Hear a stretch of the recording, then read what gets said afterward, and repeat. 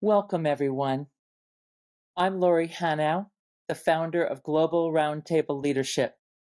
Thank you so much for joining us at Global Roundtable Leadership for episode 8 of the Roundtable Dialogue series for a very, very special conversation called The Power of We, Cultivating Our Social Imagination to Heal with Libby Hoffman, who is an utter soul sister, a colleague, and absolutely a co-learner. Libby, I learned so much from you. Welcome, Lib. And I'm going to welcome you twice because I do want to share a bit about your bio. I mean, I could go on for the whole hour, but I will do my best to contain myself here so we can get into the dialogue together. Libby Hoffman is the president of Catalyst for Peace, a private foundation she started in 2003 to grow a new architecture for peace, one that works from the inside out, where those most impacted by violence and war lead in building peace and restoring social wholeness. She has worked for more than 30 years at the nexus of international peace building, organizational development, spirituality, and social transformation. For the last 15 years, Libby has focused and devoted her work and her life in Sierra Leone as co-founder, funder, and ongoing program partner of Fumble Talk, which means family talk, a community-led post-war reconciliation program rooted in local culture and tradition. And before we get into it, I absolutely have to and want to, I should say, share Libby's book. In case you're listening, not watching, Libby just held her book up too. The the answers are there. And this is called Building Peace from the Inside Out, in which she shares stories of individual and communal transformation in Sierra Leone, where the culture of community was nearly destroyed by civil war, employing a unique approach that anchors reconciliation in indigenous traditions of communal truth-telling, apology, and forgiveness. The Answers Are There shows that ordinary people have the creativity, the capacity, and the determination to transform their communities according to their own needs and desires. And I am just, again, over the moon and have a full heart at having such a wise and practical visionary and a woman of utter delight and bravery with us today on it for this dialogue. Thank you, Libby. You're so sweet, Lori. Thank you. I would have been happy to stop after Soul Sister, frankly. Yeah, well, we may be touching on the power of humility because I know that is a deep value and wisdom point that I think will be coming out in what your lived experience has been in how to lead. You know how to lead, and I know we're going to get into that. I also want to mention that you just literally got home from Sierra Leone, and so again, thank you for making this space with us here. And you and I have, we were talking last night together, and we were just kind of naming, sitting back and naming to each other how the world feels so ungrounded and deeply troubled in so many ways. And oh my gosh, from Israel and Palestine and the genocide taking place in Gaza to the continuation of the war between Russia and Ukraine, to the derisiveness within our US government and all across our country and the world and the global challenges that we are facing as global citizens.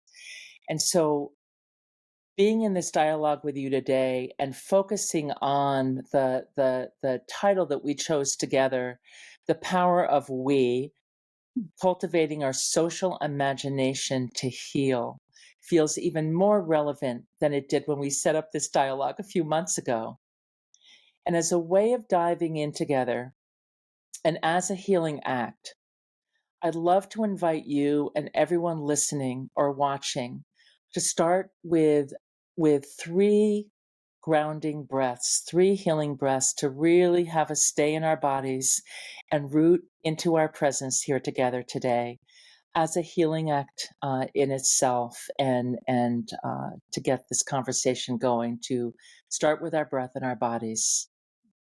And so I just invite all of you and me to feel your feet on the ground, maybe wiggle your toes, and then just turn your attention to your breath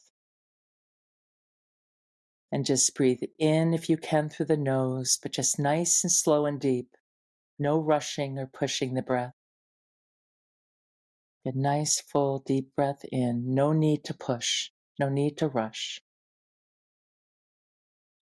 And breathing out in your own time.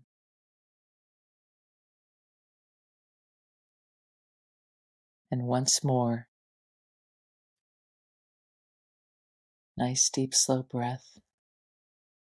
Feeling aware of the life force of your breath running through your body, grounding you to this precious earth.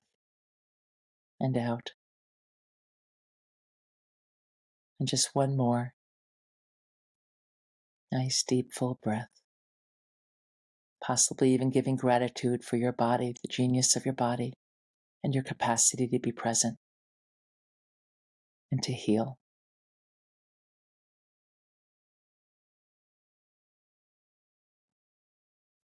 And Lib, you and I both agree also that we are currently living in a time of a crisis of imagination to how we can live and work together in greater mutuality, shared power, and shared leadership. What I'd like to do, I actually think that it's so important for us as a healing act to be in the practice of leading with our curiosity and generative ideas in this conversation, because I'm in so many conversations where it becomes so easy to go down really the rabbit hole of despair and overwhelm when we're talking about these things. And I think it's a real practice to not go into that overwhelm and to not freeze up and to not re-traumatize ourselves over and over again by talking about the despair and the pain, but to be very present with the pain and to be very present with even sometimes the brokenness of our hearts, and to stay generous, generative, and curious. And so in this way, I want to offer three framing questions that you have said to me at different times. Ask questions, and that I wrote down as not a linear way, but a more holistic way of entering into this dialogue. The first question that you said to me one time that just kind of rocked my socks is, what is social imagination? And how do we activate it? The second one, which even rocked my socks a bit more. If we organized our lives as if people really mattered and that good is possible, what might happen? And then this third question, which I know is going to be the thread for me inviting you to share your story next. How do we create cultures and structures of support that don't continue to separate us as the ones with resources fixing the ones with problems, but actually bring us in as learners Situate the local peace builders as the ones with the answers. And I know that this has been a guiding question for you as you have framed up your work and lived into your work. And so, with those three questions, hopefully working us and inspiring and stimulating all those of us who are listening or watching, would you share a bit of your story with us now about Catalyst for Peace and your work in Sierra Leone and anything else that feels relevant to you in this moment? Yeah, absolutely.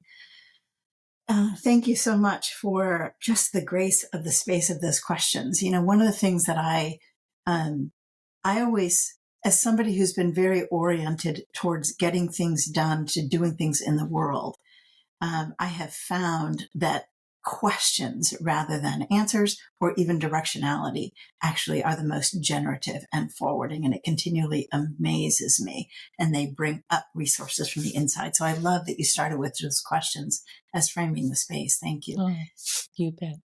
And I guess in terms of social imagination, I think it's a big thing, and it's abstract, but it's also really real.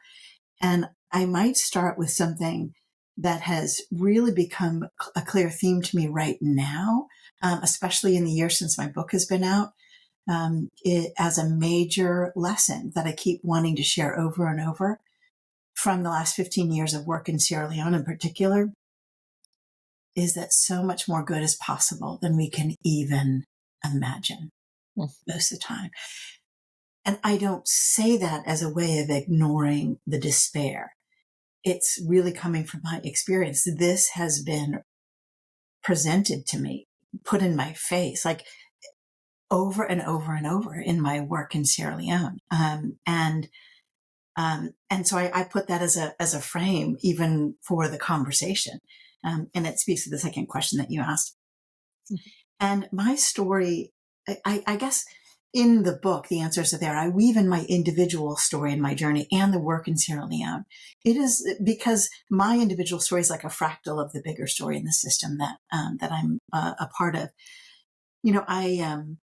I was a political science professor and left academia because I was much more oriented towards activism, and my focus had been international peace building. And I had finished my graduate work as the Cold War was ending, and basically the way of organizing the world that we had known for so long ended. And we didn't really have another alternative to put in place there. And what I kept seeing was that the people most impacted by wars were ordinary people. That they were the least involved in either preventing violence or in making peace and in rebuilding after war. And I really felt like we were leaving the most valuable resource, people. There was so much wasted potential because we didn't know how to center and focus on the resource of people as people in building peace in the world. And that became the thing that I committed myself to. And after I left academia, my dad took his company public and had put stock in my name. And all of a sudden, and quite unexpectedly, I found that I had $20 million. And I put that in an endowment and created Catalyst for Peace to move from the grant applying side of the work of peace and development to now being able to give grants and to do the work. And the commitment that I made, the vision that I had was, I want to figure out what are the systems that support the people closest to the issues being the ones who get to lead in addressing them, and to do it in ways that were systemic and not isolated and episodic. And a huge part of the reason why that wasn't happening was because of the funding systems, which in a lot of ways forced people to work in ways that were isolated and episodic instead of structural and systemic. And I wanted to really think about the system dimension of it. And so I committed to working in fewer places, but going deeper and longer term.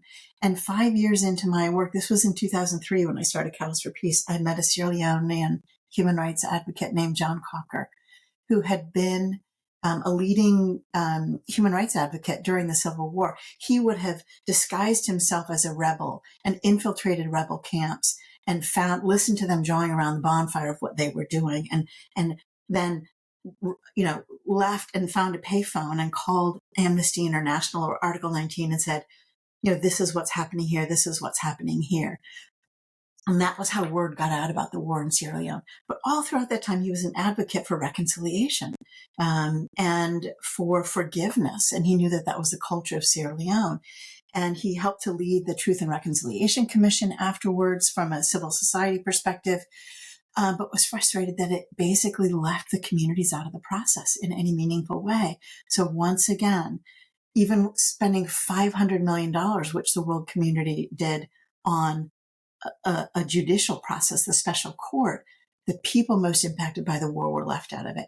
Well, we met and discovered the synchronicity in our visions. And he knew that the people of Sierra Leone, needed and wanted to reconcile, but could. And he wanted to create a process that created the space for communities to do that, drawing on their tradition.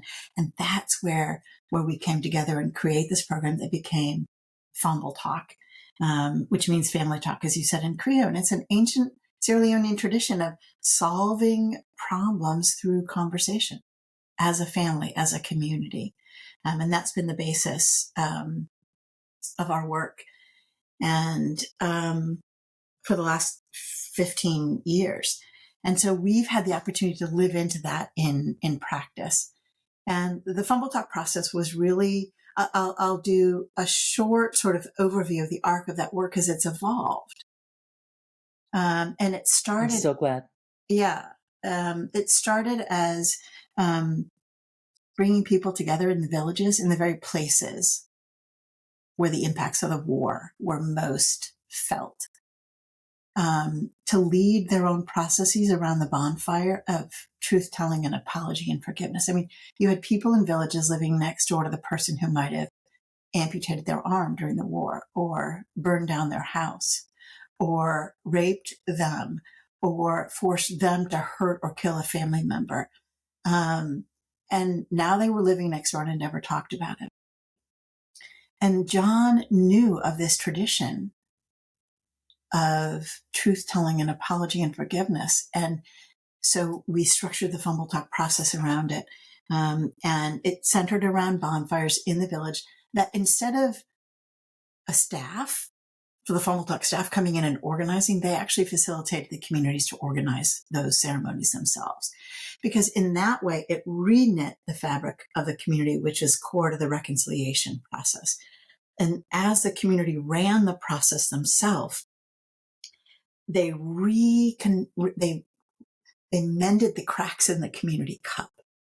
And then that community could hold even the most horrific pain and some of the most horrible atrocities of the war. And in these bonfire ceremonies in the village, people would come forward and testify about what they had done or what had been done to them and apologize. And they had the opportunity to forgive and then move forward together. The Fambul Talk facilitated over 250 of those bonfire ceremonies across the country that involved over 2,500 villages and reached over 100,000 people had participated in them over the course of the 7 years. Then when Ebola epidemic hit Sierra Leone in 2014, it put a halt to their work, but you saw the same patterns being repeated as it happened after the war, of a massive influx of external aid, very little of it going to the communities, and oftentimes magnifying the distrust and putting up new barriers to actually working together constructively. On the other hand, these community structures that the Fambul Talk process had reknit were really effective at helping communities address and stop the spread of Ebola. And so we adapted the community mobilization process and to be a community-led Ebola response, and then realized, now's the time we need to change the pattern and change the way we work and create these structures to work more systemically. And that's what we did. And the modified process then became the basis for a nationwide people's led planning and development process that first we piloted and then brought the government in. And so about 5 or 6 years ago, began working with the government. And it's since been adopted as a national policy framework, this way of putting peoples and communities in charge of their planning and their development, reknitting the community so that it becomes this incredible force for good and for healing. And so really built from the community out to a national process. And in the process, learned our way into these questions of what are the systems that support this way of working? How do those of us that aren't living in the communities where the issues that are facing the issues, how do we as outsiders, geographic outsiders, how do we have to work differently? If instead of seeing the communities as just places of despair and challenge, but as places with so much potential and so many resources, what does that ask of us in terms of how to work differently? And those are the questions that we lived into and now are working to help grow this way of working. And that's really one of the reasons I wrote the book, was to illustrate the way of working, both internally and externally and structurally, that it took to create a system centered around people, centered around people and potential, possibility. I could go on, but I'm going to pause. I know you have questions. Others no doubt have questions, and we can figure out how to go forward from there. Yeah, I mean, so first of all, I do want to invite and thank you for whoever it was that it asked if we could possibly post the 3 questions in chat. So that has happened, and so glad you have those questions. And Lib, first of all, when I watched the documentary on Fumble Talk, like I do want to urge everyone that's listening or watching to please watch this documentary. I don't know if there is a way to grasp even a fraction of what Libby just shared about the reconciliation process that John Palker and with Libby, but John led, had this vision and that All matched the staff Libby's was vision, running. right? Exactly. Thank you, He everyone. and they were leading, and the communities themselves. It's really the people of Sierra Leone that were leading the process. I even was moved at how in the beginning of the documentary, when it was mentioned that a philanthropist, contributed, that only your legs and sandals were showing. You never showed yourself. Like, you really kept the power centered on where the story centered on where the power really took place. And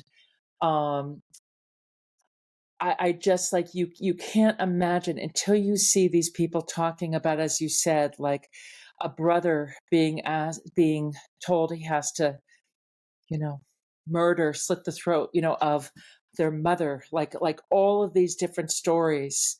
And then, as you have shared with me, how you actually thought the first circle that you went to, that people were play acting. Yeah. Because you could not believe that this kind of forgiveness is possible. And so I want to just actually put a bookmark there, because I was going to go somewhere, but I think I want to say something else first to set up going there into forgiveness. Yeah. I realized how often this was an insight that came to me this morning as I was listening into, like, what are the questions to ask you and for us to be in after all the conversations that we have had, and to listen more in the present moment. And I had an insight of realizing how often I and others talk about the shift, the call to shift from I to we. Yeah. And I realized anew in moving through the story of your book again and watching Fumble Talk again, that it's not really from I to we, I think it's from I to I and we. Yeah. And I think this is such an important point to mention that I just wonder if you have anything more to say about it or if it's a point that stands alone. But how the Sierra Leoneans, and the indigenous way of wholeness is that to be an individual and to be, in full connection, and that every single person in the community matters, no Yeah. matter what horrors have taken place, and that Right. is so deeply embedded in their way of being alive. And so is there anything more to say there? Because I think Well, that's so to me, important. yeah, I think that's a beautiful point, and it felt to me like the I to we was this circle or a spiral almost. You have an I to a we to an I to a we, and the most obvious thing that I felt was the way in which community in Sierra Leone was a healing container for the individual and for the community. So a community healing process helped to heal the community, but it's what helped to heal the individuals.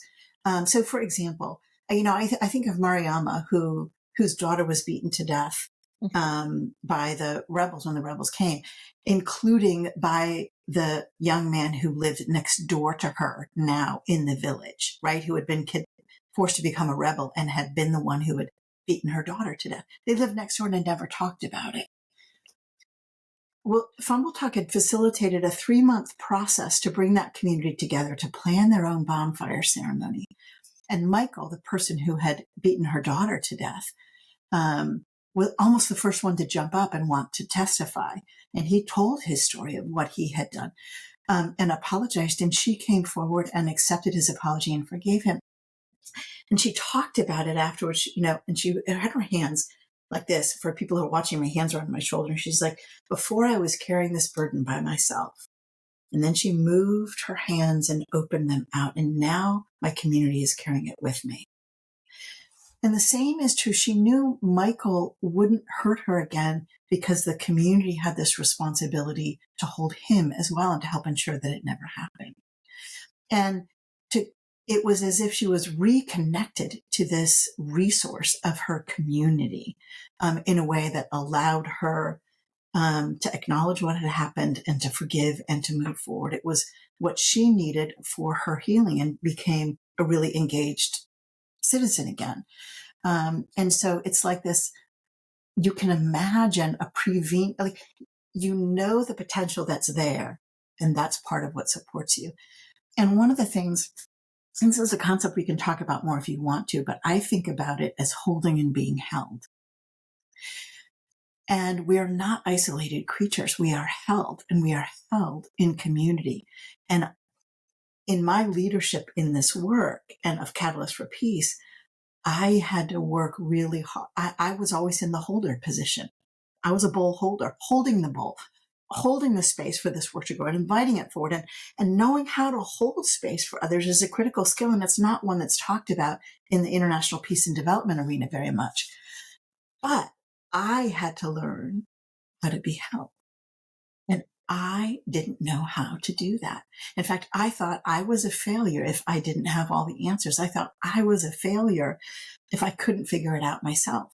And so to learn how to be held by others has been, and it still is, but it's been a core learning from myself. And I think we all have and need communities of support. Right. So in our work here at Global Roundtable Leadership, we have evolved into offering what we call learning journeys. Instead of the work that I did for many years of supporting founders or the CEOs who are having visions, Yeah. of how to use their work for social good, and that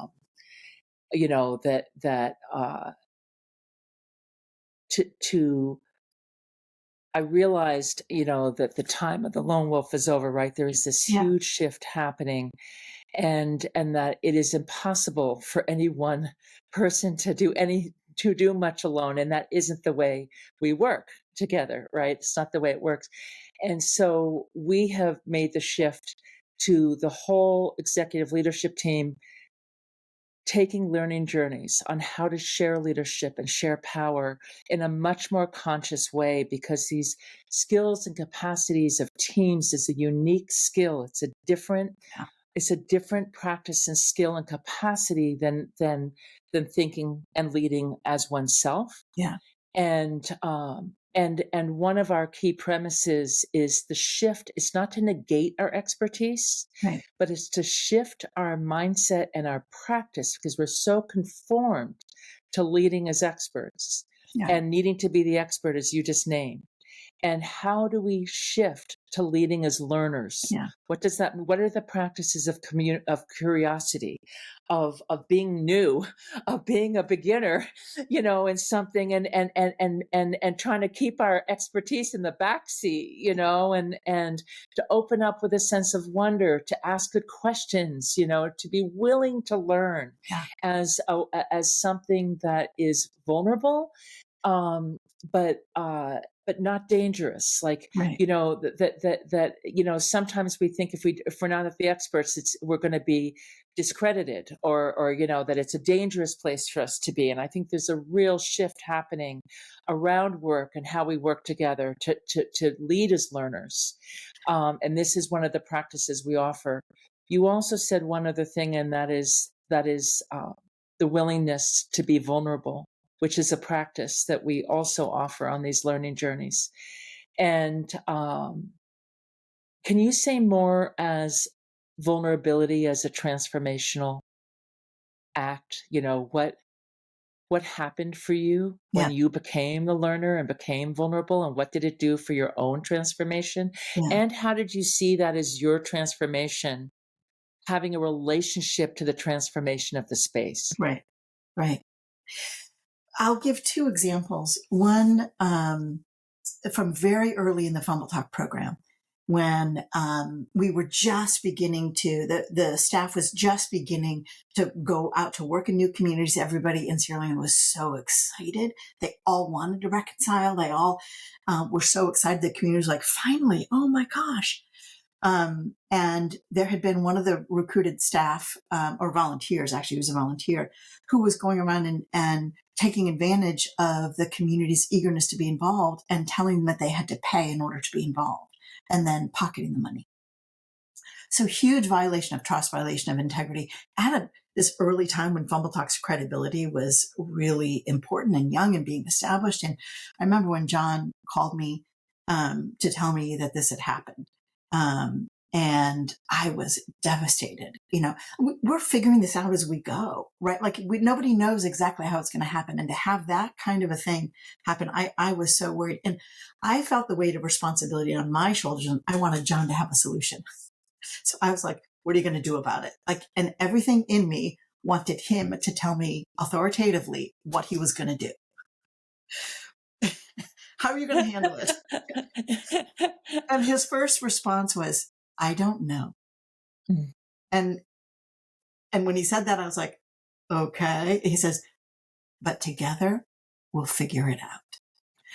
And that has become this anthem. And he didn't know, but actually it wasn't his to know. It was the communities who had been hurt.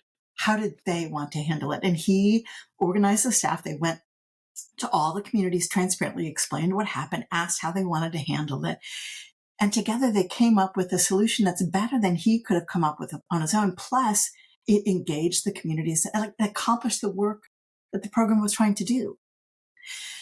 And so I don't know, together we'll figure it out, my not knowing becomes generative, because it's a way of inviting others into conversation.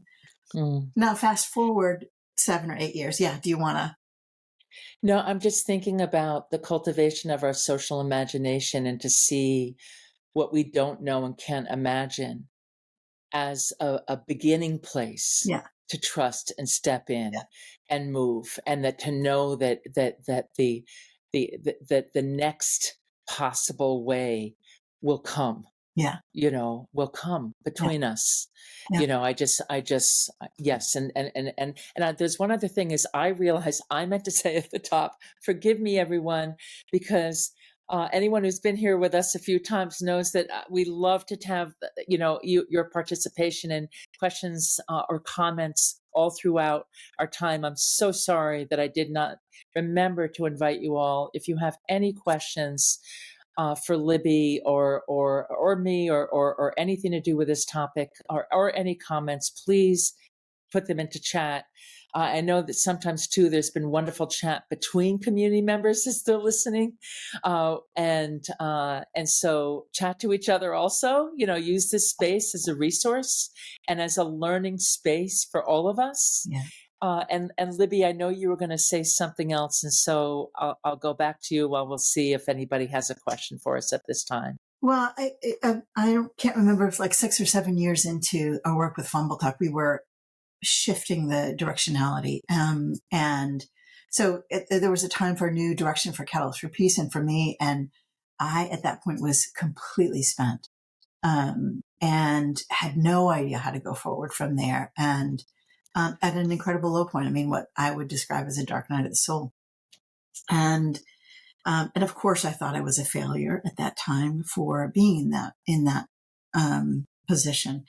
And I recruited a few of my close colleagues and mentors and supporters, and hosted a retreat for me as a person, for me as a leader, for Catalyst for Peace, which I had never done before. I'd hosted retreats for John and for the Fumble Talk staff, but never for me.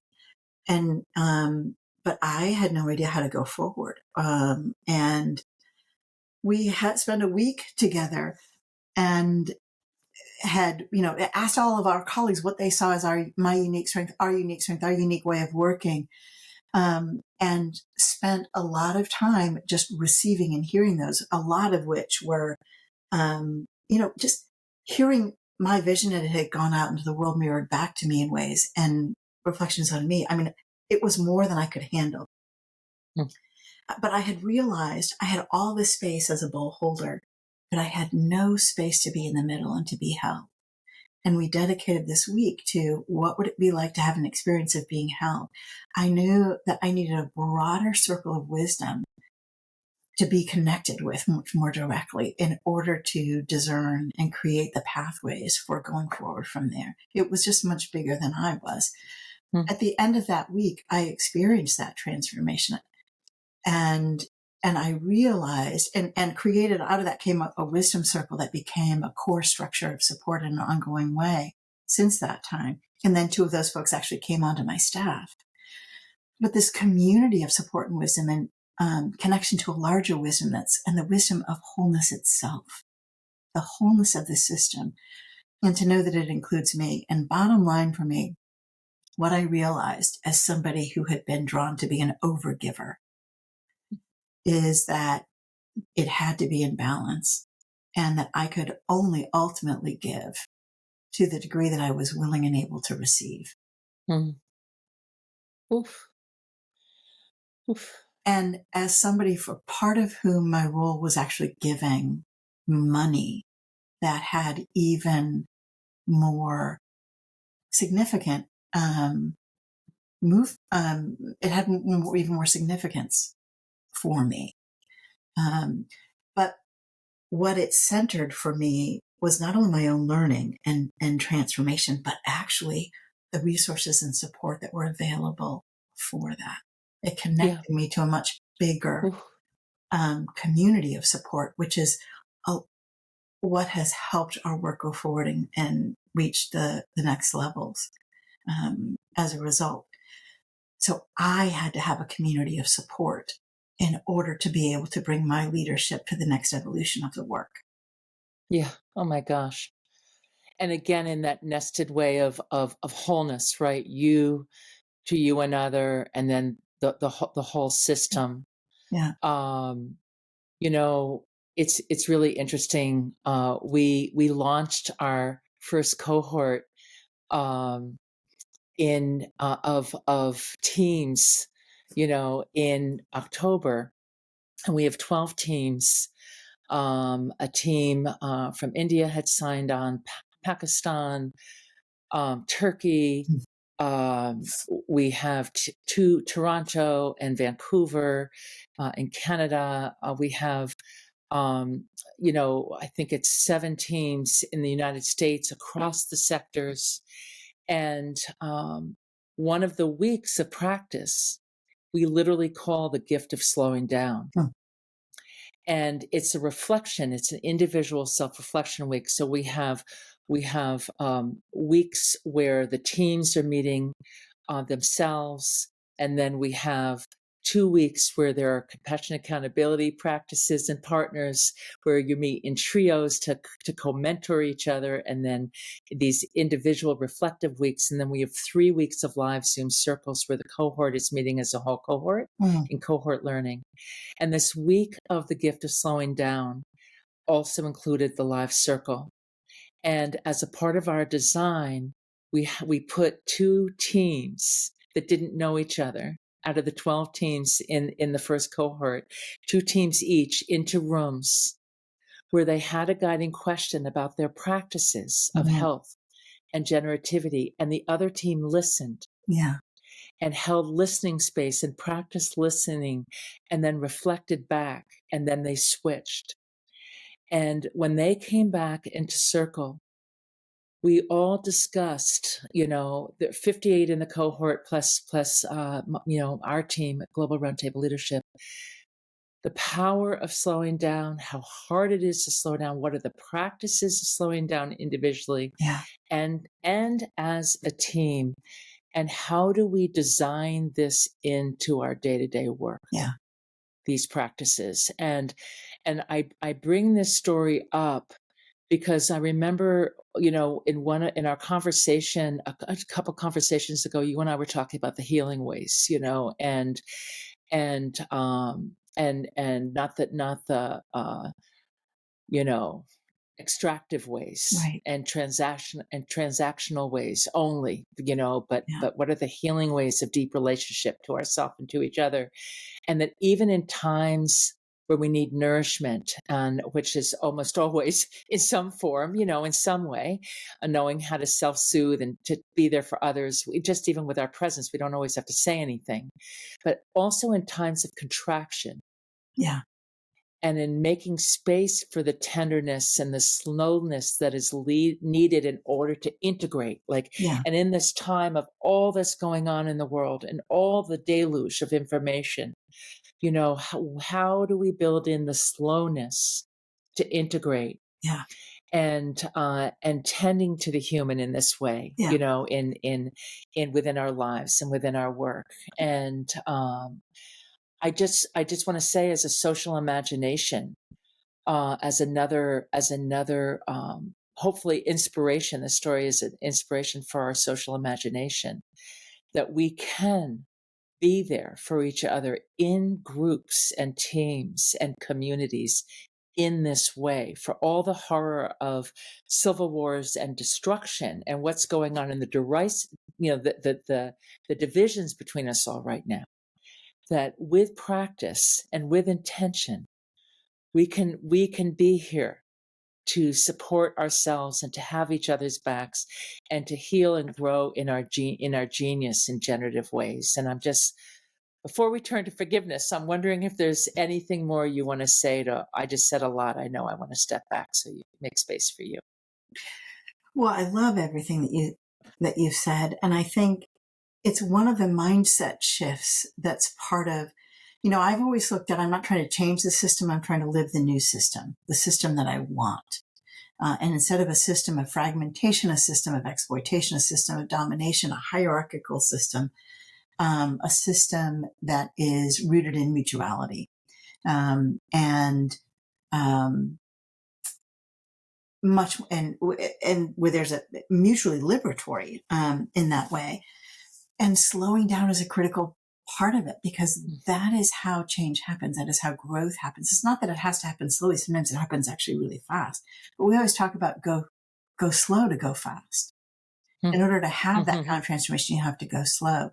And it's connected to a process focus. Like Fumble Talks work isn't about building a school. It's about creating space and process for the community to come together and make their own decisions. that process will often lead to the building of a school or a building of a health facility or farms and markets to then address whatever social, raise funds to address whatever social issue they want to address. It leads to lots of tangible outcomes, but the process is the product. And that requires going slow in order to go fast, putting those processes in place, because it unleashes the metaphor that I use. And this feels like it's a metaphor for capturing. I can actually demonstrate it because I always have that. Is if the community is like a cup, and the aid community or whatever, if you're an organization and you're addressing a problem, your organization is like water, and you pour the water in, right? But it goes through the cup because there's cracks in the container. If the aid community would just pour more water in, which widens the cracks and also leaves the bottle depleted, it's not really good for anybody. Humble Talk's work is about repairing the cracks in the cup, because when that happens, then you can hold the water of the aid. And this is what we have found. When the community is repaired, it becomes like a well, and it taps into this groundwater of energy that's right there, right inside the community. And people are leading their own.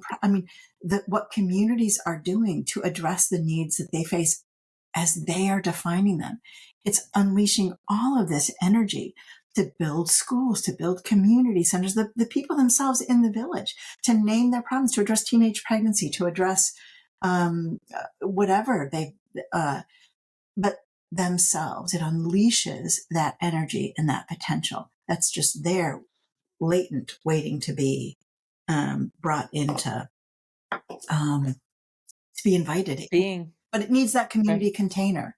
And this is where I feel, it looks so different, but where I feel so much harmony between us and our work and our care around centering the power with the people, and what, like, the genius, the generative ideas, like all of the energy, all of the ideas, all that comes, that we tap more deeply and fully into the expanse and diversity of our genius and Yeah. creativity. And even within hierarchical structures, like, this is what we're finding, is that on these learning journeys, when an executive leadership team has learned, has been in the practice of sharing, like being more intentional and conscious of sharing power with each other. Yeah. And then how often they want this for the rest of their teams Right. in their organization.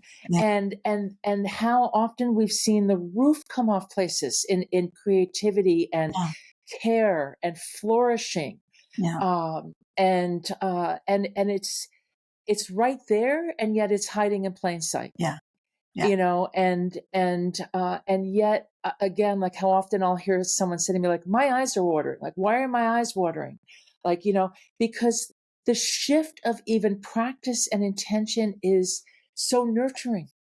Yeah. And it brings us back into, I think, who we fully are, and who we deeply are in our humanity, and how we can work together wherever we are. Yeah. And it happens in There's relationship and in community. boom. Or in cultures, I want to say, because that's the community of that place, right? A workplace, or whether it's a for-profit or not-for-profit or collective impact work. Yeah. There's two, if we can, I want a little magic to happen here, Yeah. because we have like 4 or 5 more minutes. I haven't seen any questions in chat yet. So I'm going to take this opportunity. There's 2 points, so we have a couple minutes for each one. Yeah. Forgiveness. They're huge topics, but I want to get them in. Forgiveness and where are you now with Catalyst for Peace? Because we have to give a couple minutes to what is happening right now for you and at the global level, with your model. Yeah. So forgiveness. I want to end on you, Catalyst for Peace. Yeah. But the forgiveness piece, I have been haunted in that very recently, in my recent past. There is a network that I am a part of that is a beloved network of mine, and we have attempted to merge with other networks a couple of times, and we've been in a more recent attempt. And the networks themselves have different cultures, and we have not, again, it's a new skill. to think about teams and groups building these capacities together and not just look for the individual leader that's somehow going to take us there, which is Yeah. impossible. It's too much complexity. Yeah. And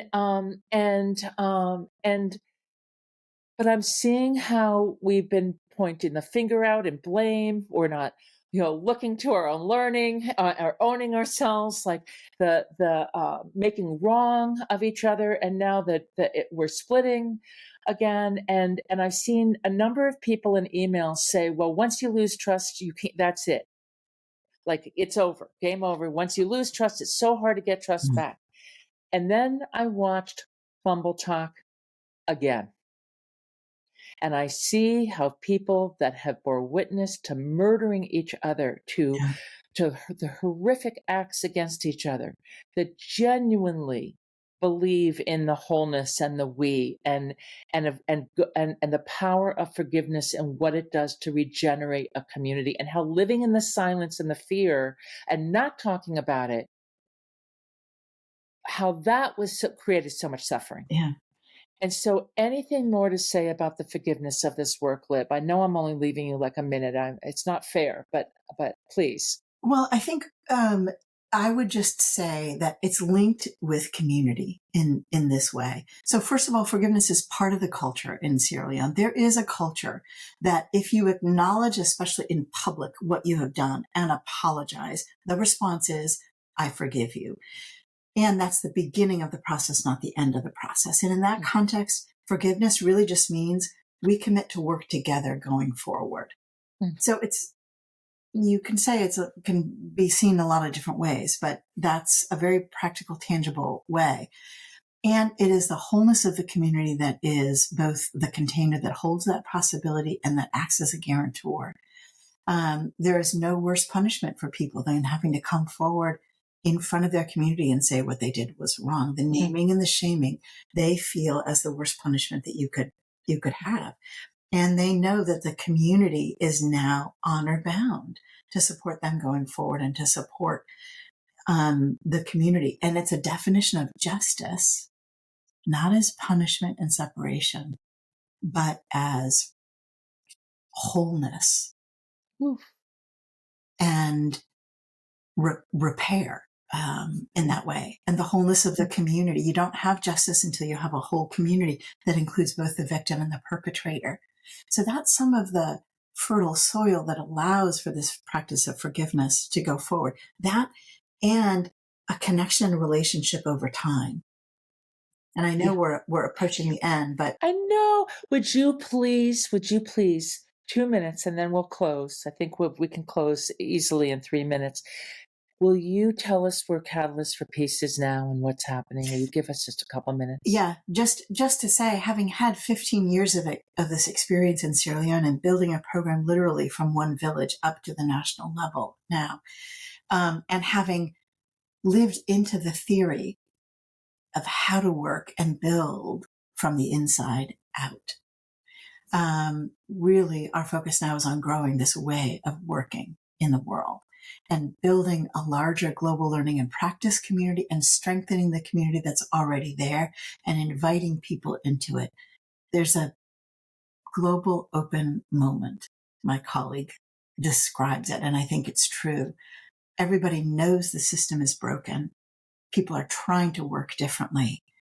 And when you see with your social imagination that it's possible to work differently, which is what this story in Sierra Leone, this lived story does, it opens our imagination to what's possible. Then that can deepen and strengthen your own work in your own context and open your imagination about what's possible. That's our focus now, is to create those global learning spaces that support the visionary leaders and practitioners working from that in their own very different contexts. So that's what we're headed into. Oh, oh my gosh. I mean, we'll be together next year in this topic. We want to know what happens and what your learnings are, because I know you're building this as in a co-learning framework Yeah. for everyone in that you're inviting in the global peace building movement. I want to thank you so much for who you are, for how you show up and for your devotion, and certainly for being here with us today. Yeah, yeah.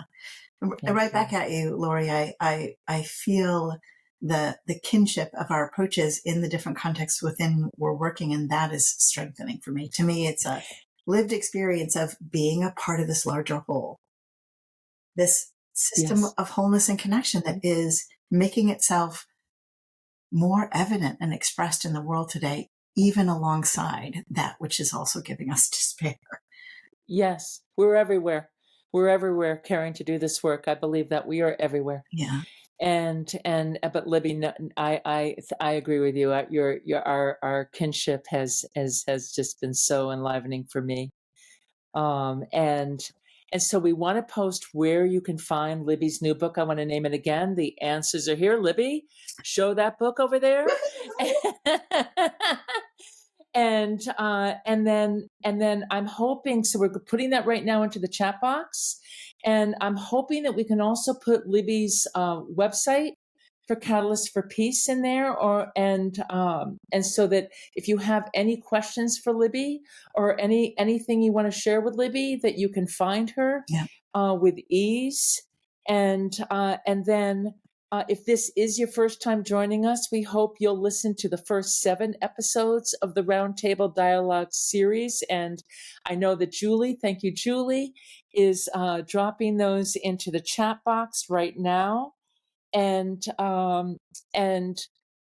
we just can't wait. We here at Global Roundtable Leadership thank you all for your presence in being with us today and with us throughout this year and at the end of last year when we started this series. And we look so forward to greeting you in 2024 and just our blessings to you and our love to you and our best to you. And please, please, please use your imagination and come together with those that you work with to envision the ways that we can practice. We have to practice. We don't have these ways down.